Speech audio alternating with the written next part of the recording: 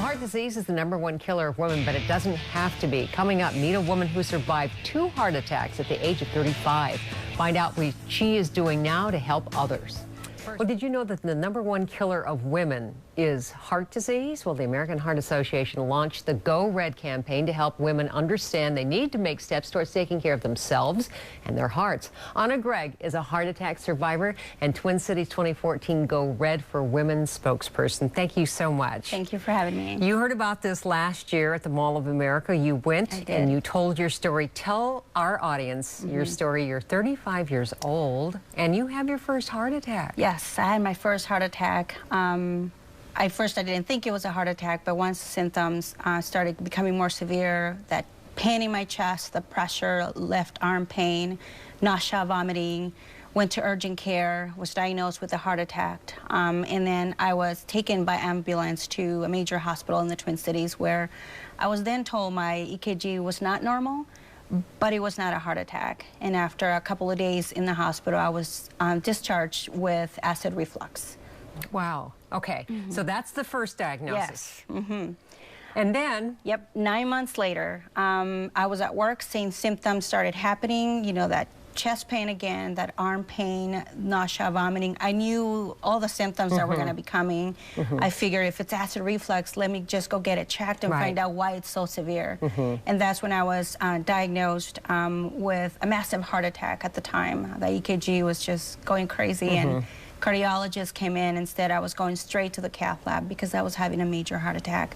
They found, after looking into things, that I had a spontaneous coronary artery dissection, which is a tear in the artery, and it's a tear in the lining that actually blocks the artery, causing the heart attack. He did discover at the time also that I had another artery that had previously dissected. Goes back to that first event that was originally misdiagnosed. So 2 different arteries, same type of thing. Yes. And it's completely a very rare situation, but it's, I mean, you're a walking miracle. I really am, yes. I do believe it. The first time I was discharged without any medical intervention, I really consider myself a miracle. And I was very blessed and lucky that the second time around, it was diagnosed properly and treated properly, and it saved my life. What was the treatment then? The cardiologist placed 4 stents in my artery to open it up again because the lining was blocking it.